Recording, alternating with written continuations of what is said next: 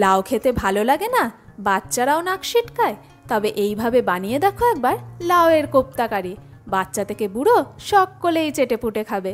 Hello বন্ধুরা, আশা করি সকলে খুব ভালো আছো। আহারে বিহারে আর একটি নতুন ব্লগে তোমাদেরকে স্বাগত। বন্ধুরা, এই কোপ্তাখানা খেলে কিন্তু চট করে ধরতে পারবে না যে এখানে কিসের কোপ্তা। আর এই রেসিপির কোপ্তাই বলো চাই কারিই বলো, দুটোই কিন্তু খেতে হয় অসাধারণ। আমি এখানে নিয়ে নিয়েছিলাম একখানা কচি দেখে লাউ। কোপ্তার জন্য কিন্তু সবসময় কচি লাউই ব্যবহার করতে হবে, যাতে লাউয়ের মধ্যে কোনো রকম বীজ না থাকে, নইলে কিন্তু আমরা যখন কোপ্তা গড়ব সেক্ষেত্রেও অসুবিধা হতে পারে এবং স্বাদও কিন্তু একদমই ভালো আসবে না। আমি এখানে লাউটাকে এইভাবে প্রথমে 3 টুকরো করে কেটে নিলাম। এরপর এর খোসা আমি ভালো করে ছাড়িয়ে নেব। লাউটা কিন্তু আমি আগের থেকেই ভালো করে ধুয়ে পরিষ্কার করে নিয়েছিলাম। খোসা আমি ভালো করে ছাড়িয়ে নিয়েছি আর তোমাদেরকে দেখাই, দেখো লাউটা কতটা কচি, এর মধ্যে কিন্তু কোনো রকম বীজ ছিল না। অন্যদিকে আমি নিয়ে নিয়েছি একখানা গ্রেটার, আর এই গ্রেটারের বড় দানাটাই কিন্তু আজ আমি ব্যবহার করব। মাঝারি বা ছোট দানা যেটা, সেই দিকে কিন্তু আজকে গ্রেট করব না, তাহলে কিন্তু লাউটা খুব বেশি ম্যাশি হয়ে যেতে পারে। এইভাবে আমি প্রত্যেকটা টুকরো বড় দানাটা দিয়ে গ্রেট করে নেব। বন্ধুরা, আজকের ভিডিওর টিপস হলো, অনেক সময় দেখবে দুধ উতলে উঠে গ্যাসের চারপাশ ভীষণই নোংরা করে দেয়। সেক্ষেত্রে খানিকটা নুন ছড়িয়ে সামান্য একটু ঈষদুষ্ণ গরম জলের সাহায্যে যদি একটা কাপড় দিয়ে ভালো করে মুছে নেওয়া যায় না, দেখবে গ্যাস সঙ্গে সঙ্গে চাকাচাক হয়ে গেছে। এইভাবে আমি সমস্ত লাউয়ের টুকরোগুলোকে গ্রেট করে নিচ্ছি। বড় দানাটা দিয়ে গ্রেট করলে হবে কি, লাউটা খুব বেশি ম্যাশি হবে না এবং আমাদের বাইন্ডিংয়েও সুবিধা হবে। কিন্তু যদি আমরা ছোট দানা বা মাঝারি দানাটা দিয়ে করে থাকি, সেক্ষেত্রে লাউটা ম্যাশি হয়ে যেতে পারে এবং বাইন্ডিংয়ের সময় বাইন্ডিং এজেন্টটাও আমাদের অনেক বেশি মেশাতে হবে, সেক্ষেত্রে স্বাদেরও পার্থক্য আসবে। লাউটা আমি এখানে ভালোভাবে গ্রেট করে নিয়েছি। এরপর এর মধ্যে দিয়ে দেবো আন্দাজ মতো খানিকটা পরিমাণে নুন। যেহেতু লাউ অলরেডি এমনি জল ছাড়তে শুরু করে, তার সঙ্গে সঙ্গে আমি নুনটা এই কারণেই দিলাম, তাতে লাউ ম্যাক্সিমাম জলটাই কিন্তু ছেড়ে দেবে এবং যখন আমরা কোপ্তা গড়বো সেক্ষেত্রে কিন্তু আমাদের বেশ সুবিধা হবে। নুনটাকে দিয়েও এখানে খুব ভালো করে লাউটাকে মাখিয়ে নিচ্ছি। আর মাখিয়ে নেওয়ার পরে এটাকে মোটামুটি আমি রেখে দেবো 15 থেকে 20 মিনিট অবধি। এটা 15 থেকে 20 মিনিট অবধি এই অবস্থায় থাক, লাউ যতটা জল ছাড়া মোটামুটি ছেড়ে দেবে। অন্যদিকে আমি কারির জন্য নিয়ে নিয়েছিলাম আলু। আলুটাকেও মিডিয়াম সাইজের আমি 3টে আলু নিয়েছিলাম, সেগুলোকেও এইভাবে ডুমো ডুমো টুকরো করে একটা আলুকে 4 টুকরো করে কেটে নিয়েছিলাম। আলুর খোসা ছাড়িয়েও ভালো করে ধুয়ে নিয়েছি। অন্যদিকে নিয়েছি একখানা মশলার পেস্ট, সেটা হচ্ছে ধনে আর জিরে বাটা। এই মশলাটা কিন্তু শিলে বাটা মশলা, খুব ফাইনলি পেস্ট করে বাটা। তার সঙ্গে দিয়ে দিচ্ছি আন্দাজ মতো হলুদ গুঁড়ো আর খুবই সামান্য একটুখানি লাল লঙ্কার গুঁড়ো। দিচ্ছি 1 চামচের থেকে একটুখানি কম চিনি আর দিয়ে দেবো পরিমাণ মতো জল। জলটা আমি ব্যবহার করেছি মশলার বাটি ধোয়া জল। সেটাকে দিয়ে খুব ভালো করে মিশিয়ে মশলার পেস্টটা আমরা রেডি করে রেখে দেবো কারির জন্য। তবে চেষ্টা করো যাতে চিনিটা ভালোভাবে এখানে গলে যায়, সেইভাবেই মশলাটাকে গুলে রেডি করে রেখে দিও।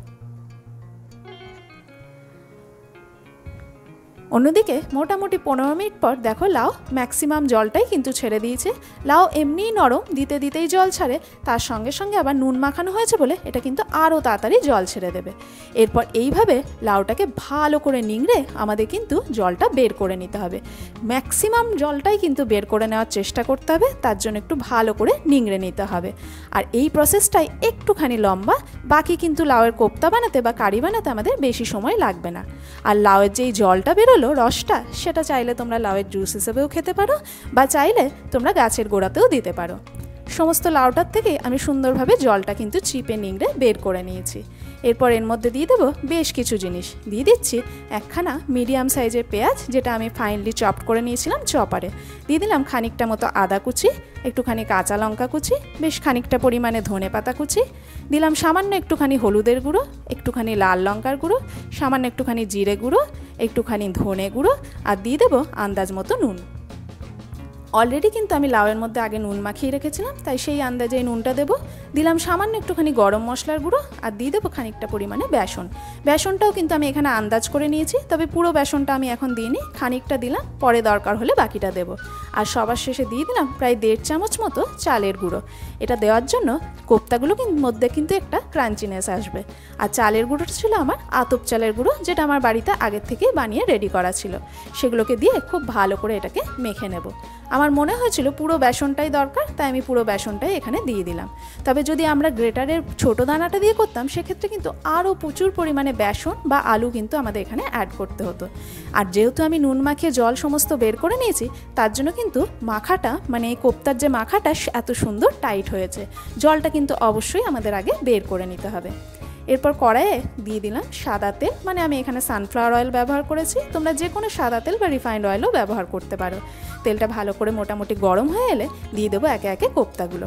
আমি এগুলো গোল গোল বলের আকারে কোপ্তাগুলো গড়ে নিয়েছি, আর এই বলগুলো একটু বেশ বড় বড় আকারেই গড়েছি, তাতে কিন্তু খেতেও ভালো লাগবে, দেখতেও ভালো লাগবে। তাই জন্য কোপ্তাগুলো আমি একটু বড় বড় আকারেই গড়ে নিয়েছি। ফ্লেমটা আমি এখানে মিডিয়াম রেখেছিলাম, আর এইভাবে একটুখানি খড়ে এলেই মানে একটু লাল হয়ে এলেই এইভাবে কোপ্তাগুলো উল্টে পাল্টে আমাদেরকে ভেজে নিতে হবে। লাউ যেহেতু খুবই নরম, তাই কোপ্তাগুলো ভাজতে খুব বেশি সময় লাগবে না। তবে যেহেতু আমি কাঁচা লাউ ব্যবহার করছি, সেই জন্য এগুলো পারফেক্টলি কুকড হওয়ার জন্য একটু লাল কালার আসা অবধি কিন্তু আমাদেরকে উল্টে পাল্টে ভেজে নিতে হবে। প্রথম ব্যাচের কোপ্তাগুলো আমার এখানে ভাজা হয়ে গেছে। এরপর দ্বিতীয় ব্যাচের কোপ্তাগুলো আমি একে একে ছেড়ে দেবো, আর ঠিক একইভাবে আমি এগুলোকেও ভেজে তুলে নেব। এই কোপ্তাগুলো কিন্তু শুধু শুধু খেতে অসাধারণ হয়। যদি তোমরা কারি নাও বানিয়ে থাকো, তাহলে শুধু কোপ্তা বানিয়েও কিন্তু ট্রাই করতে পারো। তবে তোমরা যারা একদম পিওর ভেজিটেরিয়ান, মানে যারা পেঁয়াজ রসুন খাও না, সেক্ষেত্রে তোমরা চাইলে এখানে পেঁয়াজটা স্কিপ করতে পারো। বাকি সমস্ত জিনিসই কিন্তু ইনস্ট্যান্ট থাকবে, তাতেও কিন্তু কোপ্তাগুলো খেতে অসাধারণ হয়। সমস্ত কোপ্তাই আমার এখানে ভাজা হয়ে গেছে। দেখো কোপ্তার বলগুলো কিন্তু বেশ বড় বড় হয়েছে। কোপ্তাগুলো যেমন নরমও হয়েছে, আর কিন্তু চালের গুঁড়োটা দেওয়ার জন্য একটা ক্রাঞ্চিনেসও আছে। তবে কোপ্তাগুলো আমি এখন কারিতে কিন্তু ব্যবহার করব না। অন্যদিকে যে তেলটা আমরা কোপ্তা ভাজলাম, সেই তেলেই আমি আলুগুলোকেও ভেজে নেব। এই ছাকা তেলেই কিন্তু প্রথমে আলুগুলোকে ভেজে নেব, তারপরে আমরা প্রয়োজন বিশেষে তেলের পরিমাণটা কমাতে পারবো। আলুগুলোতে দিয়ে দিচ্ছি সামান্য একটুখানি হলুদের গুঁড়ো আর সামান্য একটুখানি নুন। হলুদটা দেওয়ার ফলে খুব সুন্দর একটা কালার আসবে, আর নুনটা দেওয়ার জন্য আলুগুলো খুব তাড়াতাড়ি কুকড হয়ে যাবে। নুন হলুদটা দিয়েও এখানে মোটামুটি আলুগুলো আমাদের ততক্ষণই ভাজতে হবে, মোটামুটি বলতে পারো 60% অবধি। এইরকম সুন্দর একটা গোল্ডেন ব্রাউন কালার আসা অবধি আলুগুলোকে কিন্তু আমাদেরকে ভেজে নিতে হবে। তাহলে আমাদের গ্রেভিতে এটা কুকড হতে আর বেশি সময় লাগবে না। আলুগুলো সুন্দর লাল করে দেখো ভাজা হয়ে গেছে, আমি সেগুলোকে তুলে নেব। এরপর যে তেলটা রয়েছে, এই তেলটা কিন্তু আমার এতটা তেল প্রয়োজন নেই, তাই জন্য এই তেলের পরিমাণটা আমি কমিয়ে নেব। তারপর আমরা গ্রেভিটা বসাবো। ওই তেলের পরিমাণ একটুখানি আমি কমিয়ে নিয়েছি। তার মধ্যে দিয়ে দিলাম দুখানা মতো তেজপাতা আর সামান্য একটুখানি গোটা জিরে ফোড়ন। বেশি কিছু কিন্তু আমাদের এখানে ফোড়নে লাগবে না। ফোড়নটা জাস্ট হালকা একটুখানি ভাজা ভাজা করে নেব। এরপর এর মধ্যে দিয়ে দিচ্ছি টমেটো বাটা। আমি মিডিয়াম সাইজের দুখানা মতো টমেটো নিয়েছিলাম, যেটা আমি পেস্ট করে নিয়েছিলাম। এই গ্রেভির জন্য মানে কারির জন্য আমি সমস্তটাই কিন্তু বাটা মশলা ব্যবহার করব। যেরকম আমি কোপ্তাতে গুঁড়ো মশলা ব্যবহার করেছি, কারিতে কিন্তু আমি বাটা মশলা ব্যবহার করব। আর এই ভ্যারিয়েশনের জন্য এই লাউয়ের কোপ্তা কারি খেতে কিন্তু অসাধারণ হবে। দিয়ে দিলাম একটুখানি আদা লঙ্কার পেস্টও। আমি এখানে মোটামুটি 1/2 ইঞ্চি সাইজের দুখানা মতো আদার টুকরো আর 3টে মতো কাঁচা লঙ্কা একসাথে বেটে নিয়েছিলাম। আজকে সমস্ত মশলাই কিন্তু আমার শিলে বাটা। তোমরা সকলেই জানো যে শিলে বাটা মশলার কিন্তু স্বাদ অসাধারণ হয়। তবে যেহেতু মানুষের হাতে এখন সময় কম, তোমরা চাইলে এগুলো সমস্তটাই মিক্সিতে বেটে নিতে পারো। এরপরে আমি দিয়ে দিয়েছিলাম ওই মশলার পেস্টটা, যেটা আমি হলুদ গুঁড়ো আর লঙ্কা গুঁড়ো দিয়ে রেডি করে রেখেছিলাম। সেটাকে দিয়েও একটুখানি আমি কষিয়ে নেব। তবে মশলাটা কিন্তু এখানে খুব বেশি ড্রাই করব না। এরপর আমি এখানে মিশিয়ে দিলাম ভেজে রাখা আলুগুলো। এরপর মশলাটাকে কিন্তু আলুর সাথে ভালো করে কষিয়ে মশলাটাকে এই অবস্থায় একটু ড্রাই করব, যতক্ষণ না মশলাটা তেল ছাড়ছে। আলুটাকে দিয়েও খুব ভালো করে কিন্তু মশলার সাথে আমাদের এখানে কষাতে হবে। এইভাবে কষানোর ফলে আলুটাও খুব সুন্দরভাবে কুকড হয়ে যাবে, আলুর মধ্যে মশলাও ভালোভাবে ঢুকে যাবে, আর গ্রেভিটা হতে আমাদের কিন্তু বেশি সময় লাগবে না। দিয়ে দিচ্ছি আন্দাজ মতো নুন। যেহেতু অলরেডি আমাদের কোপ্তাতে নুন দেওয়া আছে, আবার আলু ভাজার সময়ও কিন্তু আমরা নুন ব্যবহার করেছিলাম, তাই সেই আন্দাজেই আমি এখানে নুনের পরিমাণটা দিলাম। সেটাকে দিয়েও খুব ভালো করে মিশিয়ে নেব। বন্ধুরা দেখতেই পাচ্ছ মশলাটা কিন্তু খুব সুন্দরভাবে কষানো হয়ে গেছে, আলুর সাথে খুব সুন্দরভাবে মিক্স আপও হয়ে গেছে। এরপর যখন এইভাবে মশলা থেকে তেল ছেড়ে আসবে, তখন এর মধ্যে অ্যাড করে দেব পরিমাণ মতো জল। তবে এই জলটা কিন্তু আমার নর্মাল জল, গরম জল নয়। তোমরা চাইলে কিন্তু গরম জলও ব্যবহার করতে পারো, তাতে কুকিং প্রসেসটা আর একটু ফাস্ট হয়ে যাবে। জলটাকে দিয়ে খুব ভালো করে মিক্স করে নেব। তবে আমার মনে হচ্ছে আর একটু পরিমাণ জলের প্রয়োজন, কারণ পরে যখন আমরা কোপ্তাগুলো মেশাবো এর মধ্যে তখন কোপ্তাগুলো একটুখানি ঝোল অ্যাবজর্ব করে নেবে। তাই আর একটু পরিমাণ জল দিয়ে ভালো করে মিশিয়ে এরপর আমি এটাকে চাপা দিয়ে হতে দেবো যতক্ষণ না আলুগুলো ভালোভাবে সিদ্ধ হচ্ছে। আর গ্যাসের ফ্লেমটাও কিন্তু আমি এখানে মিডিয়াম করে দিয়েছিলাম। আলুগুলো সিদ্ধ হতে আমার মোটামুটি আরও 5 থেকে 7 মিনিট মতো সময় লেগেছিল। খুব বেশি টাইম কিন্তু আমার এটা হতে লাগেনি। আমি একবার চেক করে নেব আলুগুলো এখানে কতটা সিদ্ধ হয়েছে। দেখতেই পাচ্ছ বন্ধুরা, আলু কেটে একদম 2 টুকরো হয়ে গেল। সুন্দরভাবে আলু আমাদের এখানে সিদ্ধ হয়ে গেছে। দিয়ে দিচ্ছি বেশ কয়েকটা চেরা পাকা লঙ্কা, যেটা আমার বাড়িতে ছিল, আর দিয়ে দিলাম বেশ খানিকটা পরিমাণে ধনেপাতা কুচি, আর সবার শেষে দিচ্ছি একটুখানি গরম মশলা বাটা, মানে এলাচ, লবঙ্গ আর দারচিনি, যেটা আমি শিলে বেটে নিয়েছিলাম। এই মশলাগুলো যদিও সমস্তটাই আমার মাই বেটে দিয়েছিল। আর সেটাকে দিয়ে ভালো করে মেশানোর পর আমি জাস্ট আরও 1 মিনিট ফুটতে দিয়েছিলাম গরম মশলার কাঁচা গন্ধটা যাওয়ার জন্য। আর 1 মিনিট ফুটিয়ে নেওয়ার পর তারপরে আমি এখানে গ্যাসের ফ্লেমটা অফ করে দেব। এরপর সবার শেষে আমি এর মধ্যে অ্যাড করে দিলাম 1 চামচ মতো ঘি, আর ঘিটাকে দিয়েও খুব ভালো করে এখানে মিশিয়ে নেব।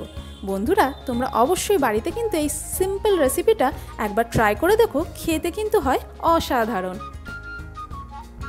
ঘিটাকে দিয়ে ভালো করে মেশালে ব্যাস রেডি আমাদের কোফতার জন্য কারি। এরপর পালা সার্ভ করার। আমি কিন্তু কোপ্তাগুলোকে দিয়ে কারির মধ্যে ফোটাইনি, যেহেতু লাউ অলরেডি নরম, কোপ্তাগুলোও একটু নরম, তাই যাতে ভেঙে না যায় তার জন্য কোপ্তাগুলো দিয়ে ফোটাইনি। যেভাবে নর্মালি কোপ্তা কারি সার্ভ করা হয়, প্রথমে কোপ্তা দিয়ে তার উপরে কিন্তু আমরা কারিটা দেব, ঠিক একইভাবে সমস্তটা দেব। আর দেখবে এর ফলে কোপ্তাগুলো নরম হলেও কোপ্তাগুলো কিন্তু ভেঙে যাওয়ার কোনো রিস্ক থাকবে না, আর অনেকক্ষণ অবধি কোপ্তাগুলো কিন্তু সুন্দরভাবে গোটা গোটা থাকবে। বন্ধুরা, রেসিপিটা যদি ভালো লেগে থাকে অবশ্যই ভিডিওটাকে একটা লাইক করো, চ্যানেলটিকে সাবস্ক্রাইব করো, আর ফেসবুক থেকে দেখে থাকলে পেজটিকে ফলো করার অনুরোধ রইল।